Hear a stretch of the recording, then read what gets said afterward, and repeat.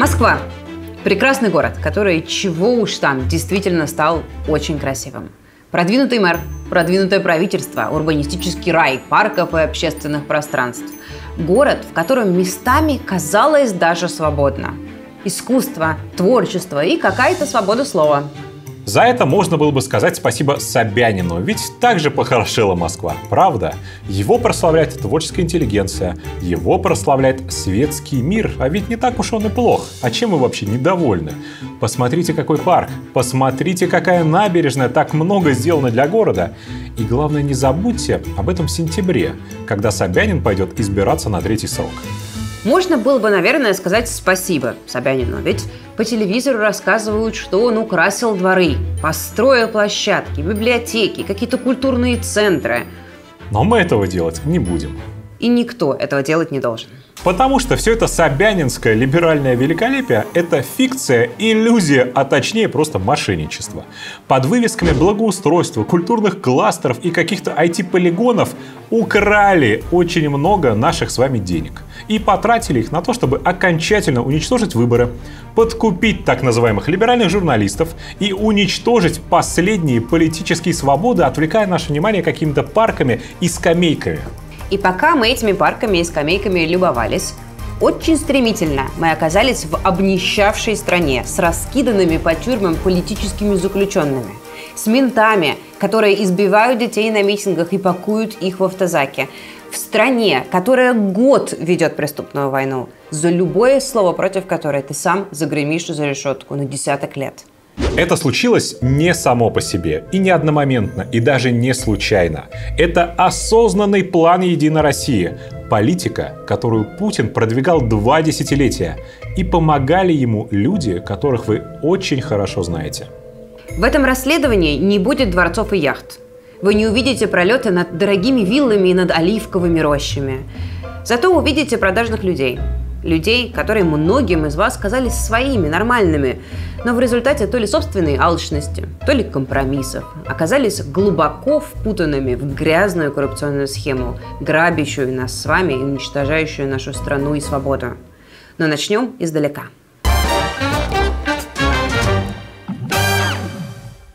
Когда Сергей Собянин избрался мэром Москвы в 2018 году, центром его предвыборной кампании стала программа «Мой район». Мой район. Мой район. Мой район. Мой район. По этой программе ремонтируют жилые кварталы столицы. Если вы живете в Москве, вы 100 раз видели такой логотип и слышали что-то о достижениях Собянина и моего района. Что это за штука такая, «Мой район», на самом деле не очень понятно. Собянин обещает просто все подряд. От благоустройства дворов до строительства новых поликлиник и реновации домов. Все это якобы делается в соответствии с наказами москвичей. То есть кто-то пишет Собянину: вот в моем районе негде погулять с собакой, постройте площадку. И Собянин площадку строит. В районе Северная Медведково на территории будущего парка Яуза появились 3 площадки для выгула собак. Но при этом все это очень странно и подозрительно организовано. Строят все такие вещи вообще за счет бюджета Москвы. Но программа сама «Мой район», она как бы выделена во что-то отдельное. Это отдельный бюджет, отдельное юридическое лицо, это огромный кусок городских расходов, самых очевидных и логичных. Их просто положили в отдельную кубышку, отдали какой-то другой организации, которой не нужно раскрывать никакие данные, не нужно проводить официальные тендеры на закупки. Она не подотчетна муниципальным депутатам, она не подотчетна вообще никому, кроме самого Собянина. Политический смысл здесь очевиден. Рейтинги, личные рейтинги в большинстве своем зависят от тех направлений, о которых мы сегодня говорим. Это мы с вами понимаем, что реконструировать дороги, строить школы, благоустраивать дворы – это и так обязанность мэра. На то и идут налоги. Но вот публично это можно все преподнести совсем по-другому. Поликлиника, школа, детский сад, а еще станции метро, детские площадки, удобные дворы. Все это программа «Мой район», разработанная по инициативе мэра. Это не на ваши деньги тут лавочку поставили с качелькой. Это Собянин вам сделал подарок. Это благодаря ему все. Голосуйте за него. Получается, что «Мой район» – это такая пиар-машина. Но этой программы есть и второй смысл, гораздо более важный. «Мой район», выглядящий безобидной городской инициативой, это на самом деле черная касса Собянина. и черная касса всей «Единой России» в Москве. Мэрия переводит туда огромные деньги. Только в 2021 году это почти 14 миллиардов рублей.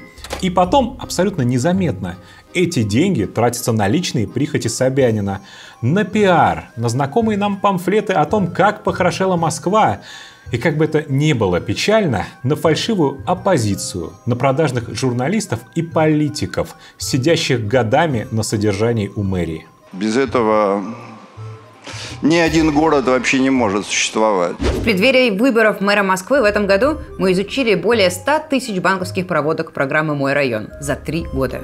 И вскрыли одну из самых впечатляющих схем по распилу городского бюджета. Это, конечно, мне кажется, очевидно, что это нужная и важная работа.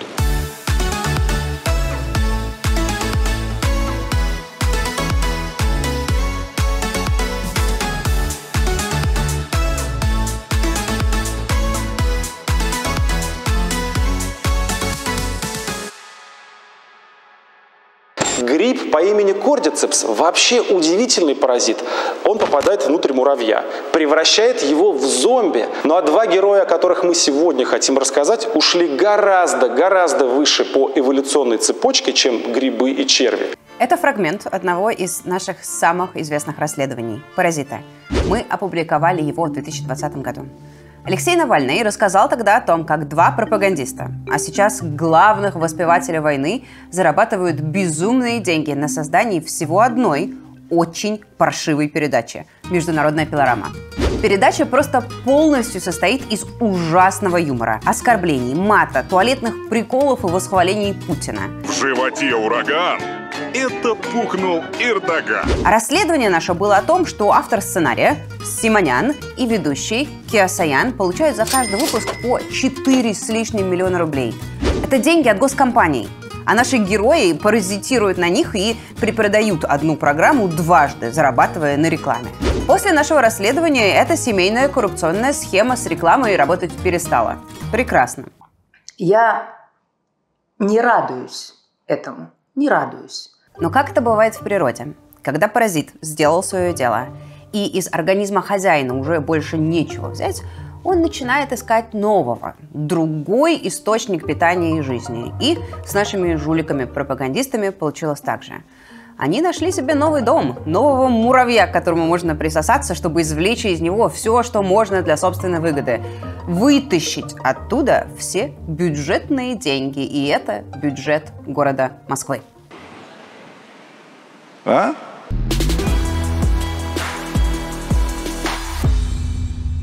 Смотрите, извините, что показываю вам такую гадость, но это нужно для расследования. Это новая передача Маргариты Симонян, которая называется ЧТД. Маргарита сидит дома на диване и каждую неделю рассуждает о главных в ее представлении темах. О том, какой гениальный Путин, как он уничтожит Украину, как Россия воюет на самом деле с НАТО и скоро победит. Где они? Те самые удары по критической инфраструктуре, те самые удары по центрам принятия решений.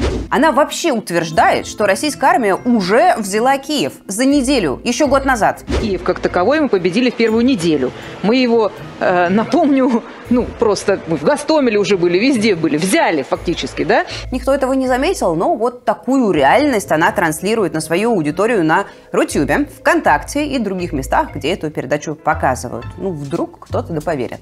Отвлечемся от мира больных фантазий Маргариты Симонян и посмотрим на любой из выпусков целиком. Общий хронометраж около 20 минут. Вот первая часть. Симонян смакует бомбежки Киева. Очень гордится. Дальше будет, еще пострашнее. Руководство Украины она называет угашенными наркоманами и угрожает, что им все объяснят очень доходчиво, если они не понимают. По-другому ваши угашенные наркоманы и их наркодилеры сверху, с запада, по-другому не понимают.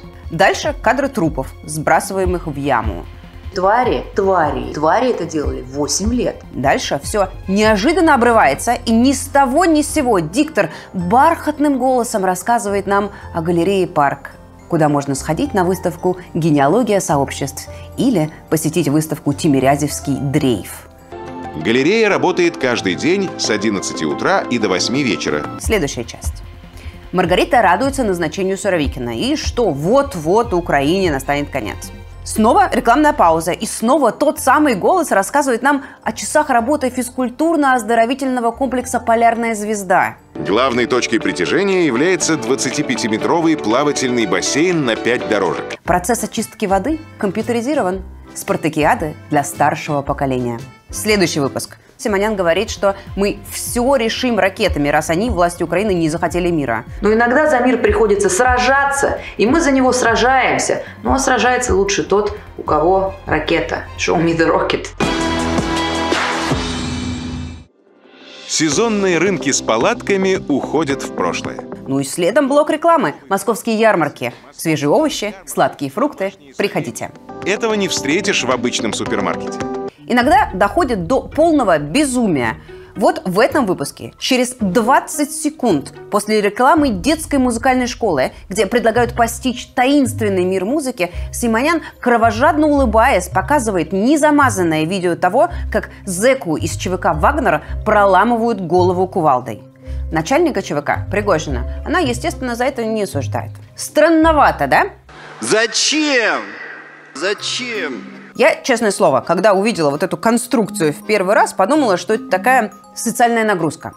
Ну, то есть, это ведь даже рекламой не назовешь. В этих вставках нету смысла. Эти ролики записаны под кальку, там произносят супер банальные вещи, мол, у нас в Бирюлево есть музыкальная школа, приходите. Мне очень сложно представить себе, что существует хоть один житель Бирюлева, который, посмотрев ролик Симонян про укрофашистов и казнь вагнеровца, вдруг осознал, что у него под окнами есть музыкальная школа и срочно повел своего ребенка на сольфеджио. Сегодня музыкальную школу посетил Сергей Собянин. Будете знаменитыми музыкантами? Теперь обязаны в такой школе, с таким роялем замечательным. Но история начинает обретать больше смысла, если прогуляться по соседним роликам. А именно по передачам супруга Маргариты Тиграна Кеосаяна. У него есть передача «Роскомнадзор Фри». Такая же бесталанная видеоколонка. Смотрим. 12 июня. Кеосаян обсуждает упадок Запада. В Польше разрешили собирать хворост. Да, хворост. В Германии предлагают мыться реже. Мировой кризис набирает обороты, естественно, из-за русофобии и санкций. Ответ на эту безумную санкционную политику против великой державы, великой. Далее он говорит, что воюем мы против открытого общества и свободы личности, насаждаемой нам Америкой. Я свободен. Следовательно, грех становится больше, чем добродетель. И утверждает, что все западное, цитирую, надо закрыть к херам. Закрывать к херам. Пламенный монолог обрывается, и вот нам уже показывают детей в костюмах зверушек. Это школа искусств в Жулебино. Там можно не только учиться, но и получить денежный грант от мэра Москвы. Смотрим выпуск дальше. Кеосаян советует Путину, как говорить с Макроном. Алло, Владимир, а ему пошел и положил. Это я могу понять. И сразу же мелодичная музыка, приятный голос. Открывает свои двери детская школа искусств в Братеево. Комплексный ремонт в рамках программы мэра Москвы «Искусство детям». Искусство детям. У нас еще миллион примеров. Вот этот выпуск начинается с того, что Кеосаян благодарит, что Боженька послал нам Путина. Дайте, пожалуйста, ему микрофон. Боженька послал нам когда-то этого человека, чтобы собрать развалившуюся державу. Да. С днем рождения, Владимир Владимирович. Галерея на Шаболовке. И сразу, без паузы, галерея на Шаболовке. В конце выпуска Кеосаян рассказывает, как пил с мужиками водку на улице. Я пил водку со слезами на глазах, потому что мне было потрясающе приятно. Сразу после этого нас приглашают в детскую школу искусств «Старт». Можно освоить историю искусств, проектирования и компьютерное моделирование. То же самое мы видим в еще одной передаче. Это документальный сериал из 64 серий. Называется «Снято». Он посвящен тому, как Кеосаян снимал свой последний фильм. Вы, наверное, даже такой не знаете, но он есть. А тут целых 64 серии о том, как снимали каждую сцену, как ее монтировали и как сводили звук. И в 62 сериях рекламируются знакомые нам скверы, библиотеки и ярмарки. Кто это вообще смотрит? Это никто не может понять. Никто. Схема очень простая. Мэрия Москвы, точнее программа «Мой район», платит подконтрольным Симонян и Кеосаяну фирмам деньги за проведение информационной кампании. Одна из фирм, студия «Белый лев», получила таким образом 185 миллионов рублей и выплатила 61 из них Тиграну Кеосаяну в качестве оплаты за услуги ведущего и сценариста программы «Снято». То есть 1 миллион рублей за рекламу в передаче, которая не набирает и 1000 просмотров. Но это еще не все. Давиду Кеосаяну за нее же от мэрии досталось 56 миллионов рублей. Знаменитая семья на мелочи не разменивается. И в нарды, и в жизни они азартно играют по-крупному. На еще одну фирму-прокладку наши пропагандисты получили от моего района еще 104 миллиона рублей. Опять же, за проведение информационной кампании. Деньги опять распределили между Тиграном, братом Тиграна и сестрой Маргариты Симонян. И вот еще совсем обнаглевший, посмотрите.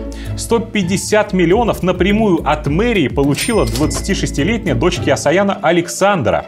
Вообще-то Александра, она режиссер и композитор, но Собянин ей платит за некую информационную кампанию в интернете. Честно скажу, не понимаю пока, что с этим делать. Всего за бесполезные рекламные ролики в своих передачах и, конечно же, за прославление Собянина в личных соцсетях семья Симоняна и Кеосаяна получила 440 миллионов рублей. 500 миллиарда бюджетных денег, из которых 365 миллионов они просто вывели на личные счета. Спасибо вам за то, что вы мочите людоедов.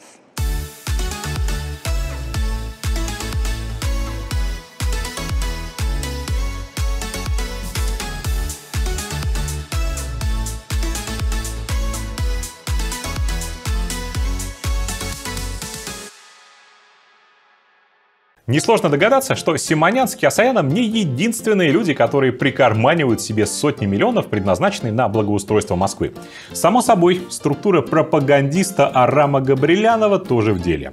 Это, конечно же, сайт Life News, сайт Супер, телеграм-канал Мэш, которым он владеет совместно с Максимом Иксановым. Это, кстати, тот самый, что ходил на экскурсию в дворец Путина и уверял всех, что там строят апарт-отель. Эти продажные товарищи под видом обычных новостей и заметок выпустили тонны материалов, прославляющих градостроительный гений Собянина и восхваляющий каждый его чих. Везде все непременно упомянут «Мой район», чтобы никто не забыл, что это не просто так кусты посадили или парк для собак построили. За все это надо благодарить Сергея Семеновича. За свои услуги Габрилянов и Иксанов на несколько фирм получили из бюджета Москвы почти 300 миллионов рублей за 7 месяцев. Царьград. Любить Собянина за деньги будут и там. Бюджет, правда, поскромнее. Православный олигарх Малафеев получил от мэра Москвы около 40 миллионов. Итого 780 миллионов только на Симонян и еще 2 пропагандистские помойки. В какое-нибудь другое время, в другом месте, только это бы стало поводом для громкой отставки Собянина и уголовного дела за растрату бюджетных средств. Но согласитесь, люди платят налоги, отдают часть честно заработанных средств на благоустройство города, на улучшение качества жизни и доверяют это все правительству Москвы и мэру. А мэр спускает почти миллиард на закупку абсолютно тупой и никому не нужной рекламы самого себя у самых маститых пропагандистов, обогащая их вашими деньгами. И за это я хочу сказать вам огромное спасибо. Но наш сегодняшний случай гораздо хуже. Гораздо печальнее, чем просто перепечатка пресс-релизов про парки и лавочки. Мой район моим районом, но главное, что беспокоит Собянина, это политика, выборы и возможность бесконечно долго удерживать власть самому и помогать это делать Путину. И ровно на это уходит большая часть черной кассы. Чуть-чуть менее топорным способом, чем это делают известные кремлевские пропагандисты. А что насчет кого-то как бы оппозиционных взглядов? Кого-то, кто притворяется и, к сожалению, многими воспринимается как альтернативный и объективный голос. Не Симонян кровавая, не ролики бездумные, а кто-то, кто от души своими словами скажет: «Эх, как же великолепен наш мэр». У нас есть прекрасный пример. Бодрый и уверенный в себе московский мэр. Мне на самом деле тоже нравится то, что происходит в Москве. Я считаю, что Собянин прекрасный мэр. И, может быть, при выборе Навальный-Собянин, даже если бы они оба были, я бы голосовала за Собянина. Я абсолютно уверена, что из всех современных политиков путинской России Сергей Семенович Собянин является вот повторюсь, среди этого круга, самым на сегодняшний момент для меня эффективным. Продолжайте его поддерживать. О боже, как он эффективен! Москва похорошела — это уже не мем, а стандарт качества, зависти и надежды. Таких постов десятки. Ее обласканный властью муж побыл доверенным лицом Собянина и агитировал так искренне, с таким надрывом. Потому что я считаю важным поддержать Собянина на этих выборах. Что окупилось, его назначили худруком театра на Малой Бронной. Если бы мне не дали театр, я бы все равно остался доверенным лицом Собянина. Сама же Собчак вступала за Сергея Семеновича, даже когда в Москве били дубинками женщин и детей. Впятером дубасили безоружных протестующих и волокли их в спецприемники. Я просто смотрю на ситуацию чуть глубже, я понимаю, что у Сергея Семеновича не было другого выхода. Собчак говорит, что у Собянина просто не было другого выбора. Это большая игра, которую ведут против него люди, которые не хотят видеть его президентом. Есть огромные силы, которые не заинтересованы в том, чтобы Собянин стал преемником Путина. А зверство ОМОНа, ну, подумаешь. Это на самом деле большая игра. Можно ли делать такое бесплатно? Можно ли записывать прямо длинные рекламные интеграции, рассказывающие, что Собянин лучший мэр? Зачем его поддерживать? Ну, потому что я поддерживаю то, что происходит в Москве, потому что мне нравится то, что происходит в Москве, потому что я считаю, что Собянин все довольно круто делает. А выборы, на которые никого не допустили, ну, ладно, ну что тут страшного? Можно ли искренне, всей семьей призывать своих соседей голосовать электронно, точно зная, что их голос украдут? И бесплатно? Похоже это на Ксению Анатольевну? Конечно, нет. У Собчак есть своя фирма, которая занимается пиаром и рекламой в соцсетях. Обычная коммерческая реклама, ничего такого. Но вот в 2021 году появляется новый неожиданный клиент – Агентство креативных индустрий. Это одно из подразделений Департамента предпринимательства мэрии Москвы. Так вот, Собянин заказал у Ксении Собчак исследование рынка моды. Вы даже на сайте его можете полистать. Много-много слайдов с глубокими выводами о том, что фэшн-индустрия в основном зависит от импорта. А из-за пандемии бренды столкнулись с падением продаж. Я первый раз, когда увидел, услышал, так удивился. Ничего себе. Да, здорово. Правда, нигде ни словечко не сказано, что этот аналитический доклад готовила Ксения Собчак. Исправляем этот недочет. Собчак получила за эти слайды 20 миллионов рублей. Говорю это, чтобы потом, через несколько месяцев, этим летом, когда она снова вспомнит, что голосовать надо за Сергея Семеновича и обязательно электронно, не было никаких вопросов о конфликте интересов. А теперь простой эксперимент. Вспоминаем недавнее прошлое. Конец прошлого сентября, неделя после мобилизации. По всей стране без разбора гребут и отправляют убивать и умирать мужчин призывного возраста. Военкоматам вообще нет дела до закона, до медкомиссий, до брони. Гребут вообще всех подряд. По Москве сегодня проходят настоящие облавы. Людей в прямом смысле отлавливают в метро, в офисных центрах, на улицах и силой отвозят в накопительные пункты. И вот тут Собянин выступает с заявлением. В Москве такого не будет. В Москве он точно проследит, чтобы все было в порядке, а незаконные повестки отзовут. Ликование, радость, о спаситель! Победа! Победа! Вот пост в телеграме Собянина.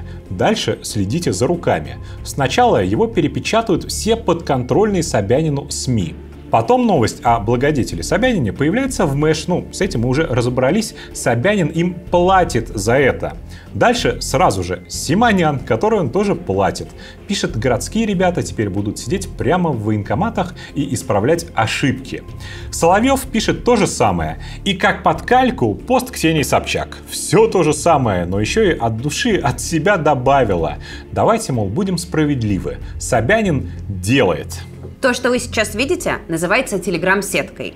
Одно сообщение транслируется совершенно, на первый взгляд, разными и не связанными каналами. И создается впечатление, что все это обсуждают.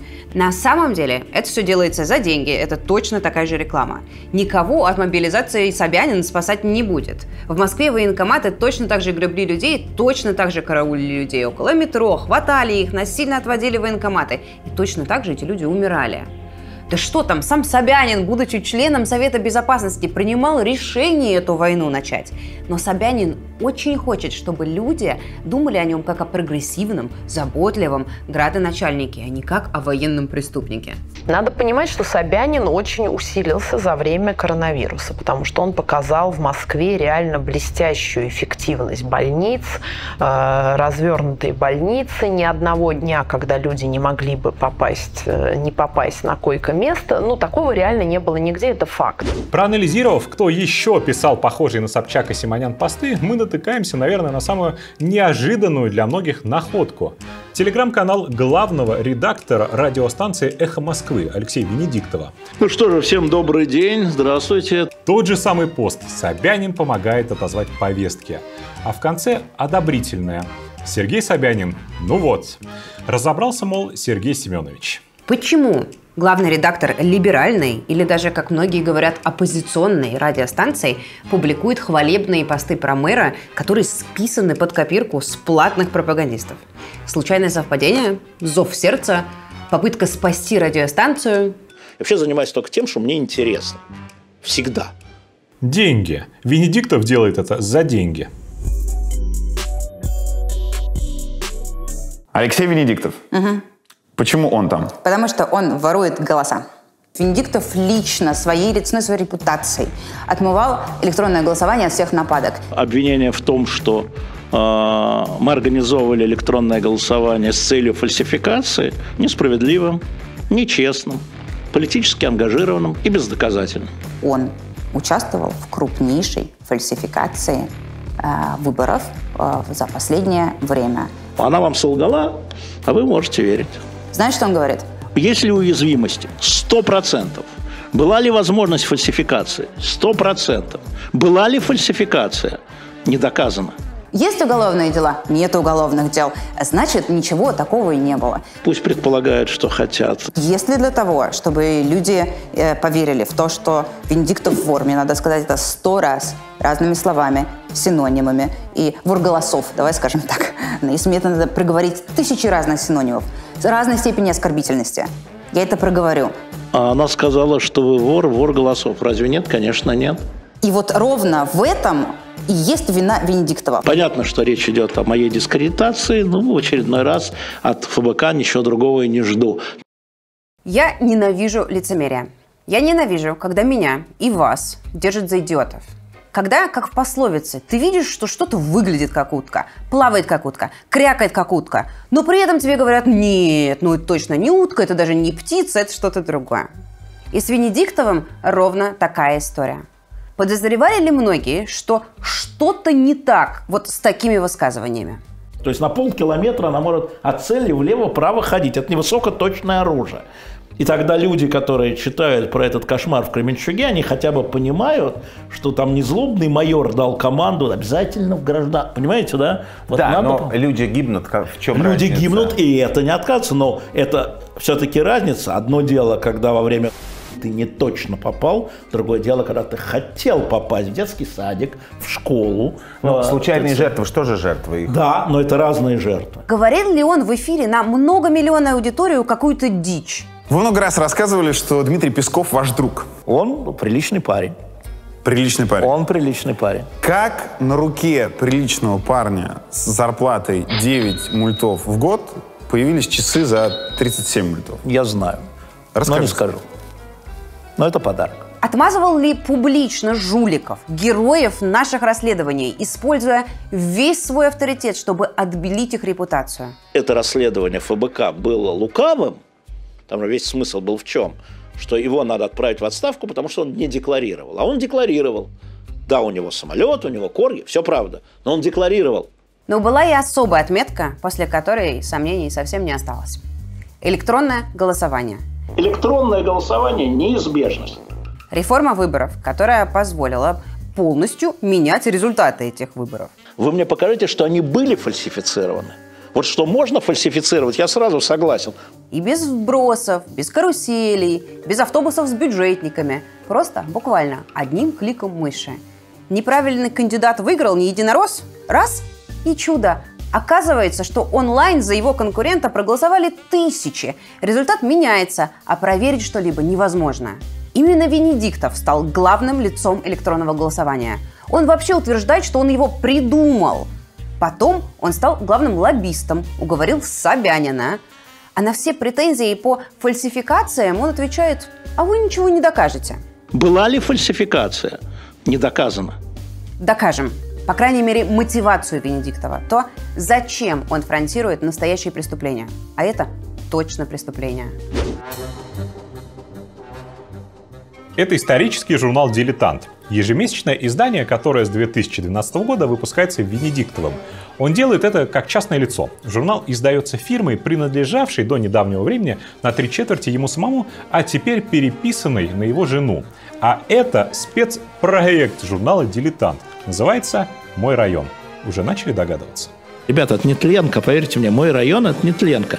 Таких журналов вышло больше 120 штук. Возьмем любой, устроен они плюс-минус одинаково, шаблон общий. Начинается все с герба района, далее место района на карте Москвы, оглавление, обращение к дорогим жителям, карта района со статистикой, какая численность населения, сколько библиотек, школ и так далее. Далее история района, откуда пошло название, что интересного происходило, какие-то выдающиеся жители, подробности про архитектуру, очень много иллюстраций, текста относительно немного. В конце обязательный кроссворд из огонька и реклама журнала «Дилетант». Тираж зависит от населения района. Например, выпуск о районе Биберево напечатали тиражом 80 тысяч экземпляров. А о районе Восточный, где население гораздо меньше, вышло всего 15 тысяч штук.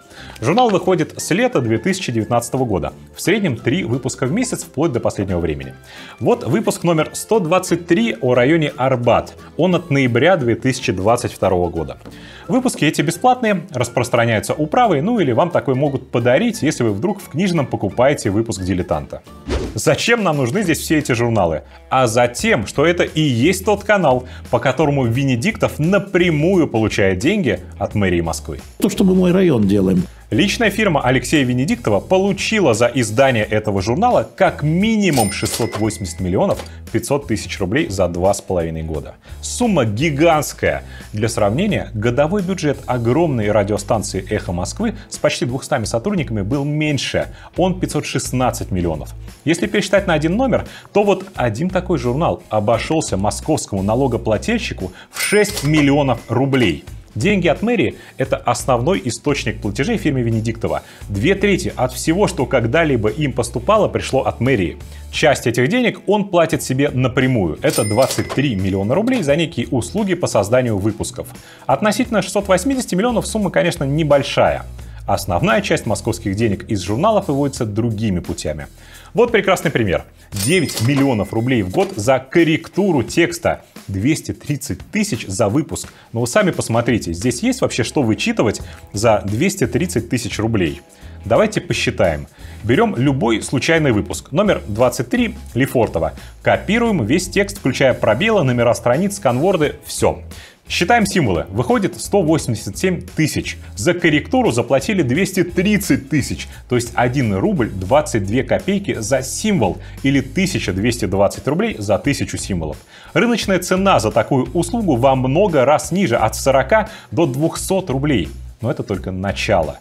Гораздо больше по завышенным сметам просто переводится специальному сотруднику. Павел Чиркин. Это такой человек-оркестр. Он умеет буквально все. Ему платят по 600 тысяч рублей за верстку и некую предпечатную подготовку каждого номера моего района. Это без дизайна. За дизайн платят еще 400 тысяч. Сравним со стоимостью верстки аналогичного по объему журнала «Дилетант». Он почти в 3 раза дешевле. 232 тысячи. Вот еще, только за такие баннеры-картинки на сайте «Дилетанта» ему платят 20 миллионов рублей. 9 миллионов ушло еще и на дизайн сувениров для журнала «Мой район». Деньги, естественно, сразу после оплаты снимались в банкоматах. Другая бездонная дыра по выводу московских денег – это веб-сайт «Дилетанта». На его техническую поддержку ушло 44 миллиона, по 1,5-2 миллиона в месяц. Прямо советую вам, сходите, оцените, на что отписывают такие суммы.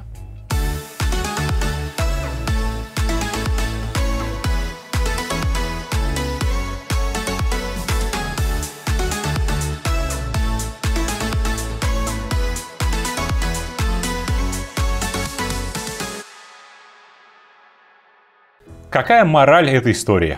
Да, не все люди, которые представляются и кажутся вам союзниками, таковыми на самом деле являются. Это, безусловно, грустно и печально.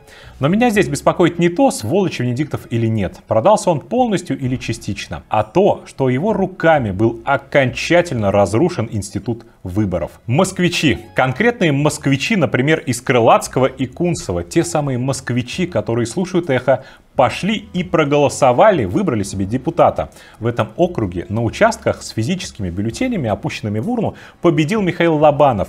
Приятный парень, доцент МГУ, преподает на мехмате, кружки детские математические ведет. Голоса посчитали, и к вечеру с небольшим, но существенным отрывом Лобанов на первом месте. Сразу после этого начинают считать электронные голоса. Говорят результаты, скажем, через час. Проходит час, не говорят. Еще час, просят подождать, юлят, обещают. К полуночи результатов все еще нет. К 5 утра тоже. У вас более чем достаточно времени сделать то, что вы должны сделать. Только к полудню следующего дня нам объявили: депутатом будет не математик Лобанов, а известный вам пропагандист Евгений Попов. Неожиданно за него проголосовало онлайн столько людей, что результат на участках отменился. Собственно, оно и... Давайте я совсем простыми словами скажу. Результат нарисовали. Вы голосовали за одного, а ночью дяденьки из мэрии изменили результат на противоположный. Получите новенького депутата единоросса. Это история одного округа в Москве. То же самое произошло еще в 7. Правда, хватит. Идет война. Страна на грани уничтожения безумным диктатором. Все СМИ давно закрыли. Идти на компромисс больше непонятно ради чего. Искать оттенки, придумывать оправдания. Я очень хочу поставить жирную точку в этой истории. Да, Венедиктов возглавлял классную радиостанцию. Наверное, он хороший менеджер. Наверняка у него есть еще какие-то заслуги. Но он, к моему большому сожалению, часть путинско-собянинской элиты. Он обслуживает их интересы. Вот конкретно Собянина, конкретно Единой России. Ему за это платят деньги. Конкретные 680 миллионов рублей, значительную часть которых он просто обналичивает или выводит на личный счет. Все. Заслуги заслугами, но факты того, что он подыгрывает преступникам, берет у них баснословные деньги и обманывает нас, это не изменит. Человек не бедный, а богатый, если до конца жизни уже все заработал. Перед тем, как двигаться к следующей большой и очень важной теме, нам нужно закончить с журналистами. Есть еще одно СМИ, которое, к нашему огромному удивлению, де-факто существует на деньги мэрии Москвы. Это телеканал RTVI. С 2019 года по 2021 год на их счета поступило 840 миллионов, это больше трети их бюджета, напрямую от моего района, то есть мэрии Москвы. Еще 500 миллиарда рублей поступили через фирмы прокладки, а те уже переводили в RTVI под видом оплаты за рекламу, за продвижение в интернете или просто как займы, которые не были возвращены. Итого почти 60% бюджета RTVI поступает из мэрии Москвы. Ты не сможешь не влюбиться в этот город, ведь с каждым днем он обновляется и хорошеет, сохраняя при этом красоту веков. Да-да, тот самый, где Шнуров был главным продюсером. Канал, который приписывали Ростеху, канал, который тесно связан с наверняка хорошо вам знакомой редакцией и Алексеем Пивоваровым, который работал главным редактором RTVI. Мы видим какие-то следы того, за что было заплачено. Вот 30 роликов про Москву, которые можно найти на их YouTube-канале. Но 30 роликов за 700 миллионов рублей так не бывает. Причем ни один из вышедших роликов не набрал даже 10 тысяч просмотров.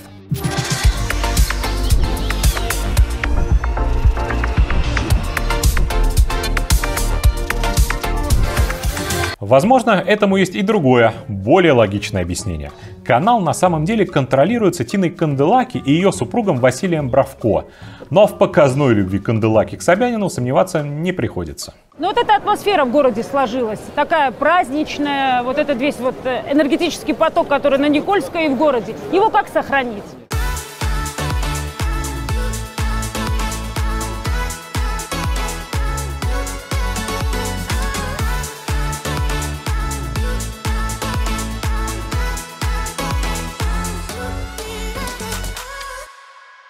Мы не просто так назвали программу «Мой район» черной кассой Собянина, черной кассой Единой России.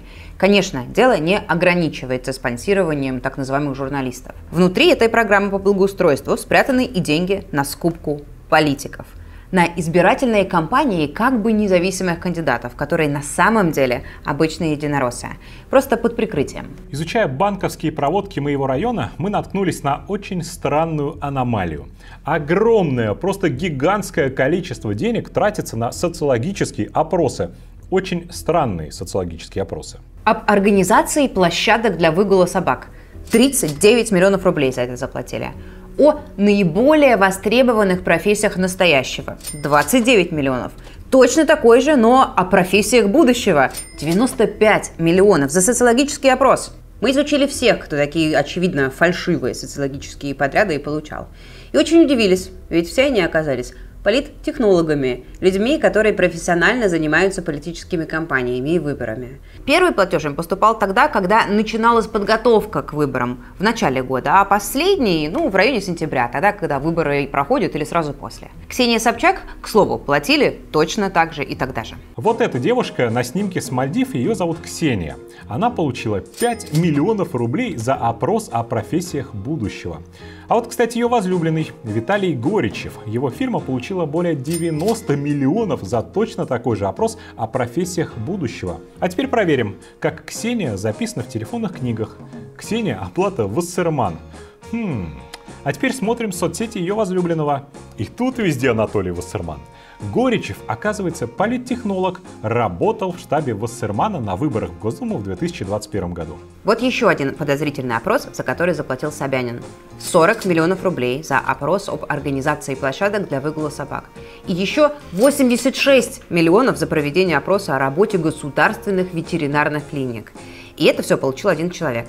Очевидно, он очень любит животных почти так же сильно, как изысканные головные уборы. Это политтехнолог Андрей Максимов. Он штаб Вассермана возглавлял.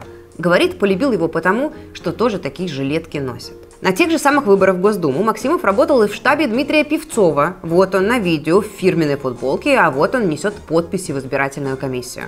Сейчас еще будет столько этих политтехнологов, что нам понадобится карта.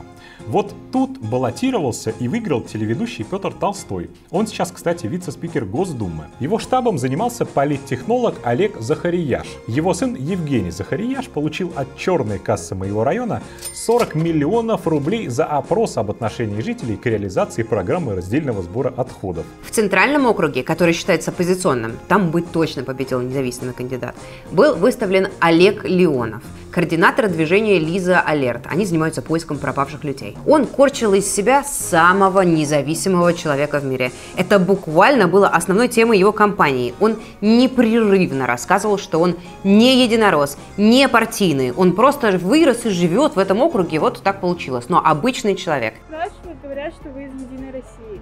Нет. Нет? Не из «Единой России». Вообще никакого отношения, даже близко. Не имею ни к «Единой России», ни к остальным партиям, ни в какой не вхожу. Его даже задерживала полиция, чтобы показать, какой он весь из себя оппозиционный. Но, увы, мы выяснили, что его кампания тоже оплачивалась из черной кассы Собянина. Его кампанию вел политтехнолог Александр Малвинских. Он, в свою очередь, получал за это деньги в фонде Константина Костина, которому досталось 130 миллионов за опросы об отношении людей к состоянию атмосферного воздуха, о доступности культурных событий и, мое любимое, за опрос об отношении жителей к опасности укуса клещей. Сейчас же будут выборы в Госдуму, а здесь вроде как будто все про Москву только. Да, он идет как независимый кандидат, чтобы... Точно независимый? Да, не от партии. Продолжаем. Округ номер 207 Ховрино. Там избиралась единоросска Ирина Белых. Ее политтехнолог Игорь Даченков получил от мэрии 60 миллионов за опрос по изучению мнений жителей о доступности досуговых мероприятий. Еще мэрия на наши с вами деньги заказала опрос про расширение перечня городских электронных услуг. 37,5 миллионов. На самом деле, эти деньги были потрачены на кампанию единоросски Татьяны Буцкой. На всякий случай уточним важную вещь. Это не официальные бюджеты их компании. Официальные вот в специальном отчете избирательной комиссии. Там сказано, что Белых получила на кампанию ровно 40 миллионов. Это максимум. По закону больше нельзя. А 60 миллионов через черную кассу – это дополнительно к 40. И последнее по этой теме. Вернемся в Кунцево, Крылатское и Раменки, где с помощью электронных фальсификаций назначили депутатом пропагандиста Попова. Вот эта девушка с розовым телефоном рядом с Поповым, она занималась соцсетями и съемками на кампании. Она подробно писала в Инстаграм о том, как изнурительно работала на избирательной кампании. Аж по 18 часов в день. Не могу понять, как же у нее осталось время на проведение соцопросов, за которые мэрия через еще один фонд заплатила ей 1,5 миллиона рублей. А вот другая сотрудница Попова, Юлия Асаян, она пишет «Ура» в комментариях к посту об открытии штаба. Она тоже работала на кампании Попова и очень гордится ее результатами. Правда, платят ей не за это, а тоже за социологические исследования 1,3 миллиона рублей. Финансовая уполномоченная кандидата Попова, то есть главная бухгалтерша, ей тоже платили за фейковые исследования. Все это делала мэрия. 149 миллионов сначала перевели в специальный политтехнологический фонд, якобы за соцопросы об озеленении дворов, детских площадок, а потом этот фонд оплачивал сотрудникам Попова. И всех этих денег, официальных 40 миллионов и этих из черной кассы, все равно не хватило на то, чтобы Попов победил. Победа его пришлось рисовать электронно. Там еще много всего. За 3 года на такие соцопросы потратили 5,5 миллиардов рублей. Это деньги, которые вынули из бюджета Москвы и отправили на избирательные кампании собянинских кандидатов. Строго по списку. 500 миллиарда рублей получили фирмы Константина Костина, кремлевского политолога и борца с Алексеем Навальным. У Костина мы недавно нашли виллу в Италии, кстати говоря. Важно, чтобы люди начали нормально жить. Он тоже опрашивал москвичей об опасности укуса клещей. И отдельно за 75 миллионов он провел опрос о социальных выплатах и пособиях семьям с детьми. Там есть совсем бессовестные и безумные вещи. Например, под выборы 2021 года мастер татуажа губ, глаз и ламинирования ресниц Карина Байбурина получила 75 миллионов за услуги по распространению печатных окружных средств массовой информации. Кто, если не она? Путин! Путин! Путин! И еще одна важная позиция, касающаяся политики, независимых кандидатов и того цирка, в который превратились выборы в Москве. Мой район, то есть Собянин, платит своим собственным конкурентам. За несколько месяцев до выборов со счетов моего района на счет Центра защиты прав граждан, это такой фонд партии «Справедливая Россия», ушло 13,5 миллионов рублей. Ну нет, не то чтобы были какие-то ожидания, «Справедливая Россия» уже давно перестала изображать из себя оппозиционную партию, но все равно постеснялись бы.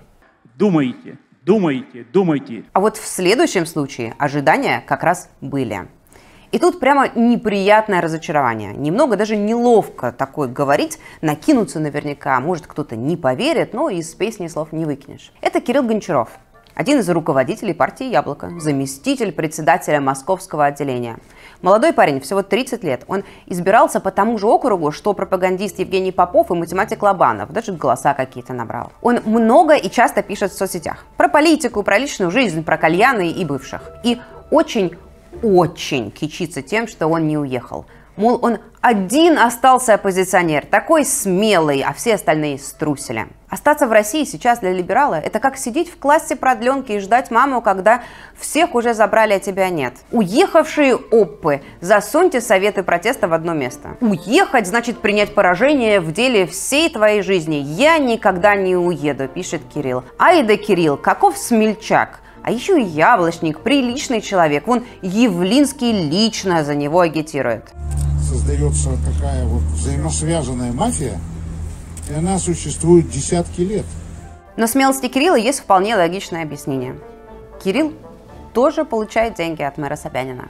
В сентябре 2019 года Гончаров учредил фонд защиты городской природы и среды. Цель фонда – достойная борьба с вредом от использованных батареек. Но гораздо лучше у Кирилла получилось не бороться за природу, а осваивать деньги на своем же фонде. Через полгода примерно программа «Мой район» пожертвовала в новый фонд Гончарова 14 миллионов 200 тысяч рублей, а потом еще 10. Итого 24 с лишним миллиона. Частично деньги и правда тратились на сбор и утилизацию батареек. Но большая часть бессовестно выводилась. Например, за разработку этого сайта, в основном состоящего из новостей, скопированных с других сайтов, было заплачено более 1 миллиона рублей. На конференцию а точнее на Zoom-созвон с темой «Экологические вызовы пандемии и проблемы постковидной эпохи» ушло 250 тысяч рублей. 4 лайка, 0 комментариев. Еще 250 тысяч ушло на созвон по теме «Экологическая журналистика. Освещение проблем защиты окружающей среды». 290 тысяч рублей на конференцию «Городские экопроекты. Успешные практики защиты окружающей среды». Кроме этого, Гончаров переводил миллионы рублей своим друзьям, бывшей девушке и даже родственникам бывшей девушки. Вот такая схема. Хоть и яблочник, а схема как у любого единоросса. В свежей декларации Гончарова, кстати, обнаружился новый «Мерседес» за 3 миллиона рублей стоимостью в его официальный доход за 9 лет. Вот такое совпадение. В сентябре этого года состоятся так называемые выборы мэра Москвы. Выборы Собянина. Давайте называть вещи своими именами. Пройдут они ровно через 10 лет после того, как в этих же самых выборах участвовал Навальный. Многие из вас помнят это время. Кто-то из вас, как мы с Георгием, работали, помогали этой кампании. Те, кто не помнит, наверное, сейчас очень удивленно смотрят на эти кадры. Как это вообще возможно? Навальный на свободе, допущен к выборам. Навальный ездит по районам, устраивает встречи, дискуссии, форумы, тысячи сторонников, волонтеры, кубы. Вся Москва, а может быть вся страна обсуждают эти выборы, на которых Навальный набрал почти 30%, а Собянина спасли только вбросами. Мы верим в свою победу! Мы верим друг другу! Вы верите мне? Верю ли я вам? Мы специально показываем так долго эти съемки, не из ностальгических каких-то, соображений, а чтобы вы задумались и вспомнили, как была близка победа тогда, как по-другому могла сложиться жизнь, как по-другому могла выглядеть наша страна, если бы во главе стояли люди, которые честно победили на выборах. Поэтому выборы настолько и важны, и поэтому их уничтожили. В разной степени все те люди, о которых мы говорили сегодня. И это большая потеря. Уничтоженные демократические институты, отсутствие какой-либо ответственности, института репутации, безнаказанность преступников, бессовестность и продажность пропагандистов – это то, что необходимо путинской системе и лично Путину для выживания. Это, по большому счету, ключевой вопрос. И хотя эту схему с воровством на благоустройстве, с подкупом кандидатов и журналистов мы, скорее всего, сломали, не сомневайтесь, Собянин и Путин будут пробовать еще. А мы должны с ними бороться ради нашего общего будущего. Подписывайтесь на этот канал. Здесь говорят правду. Свободу Алексею Навальному.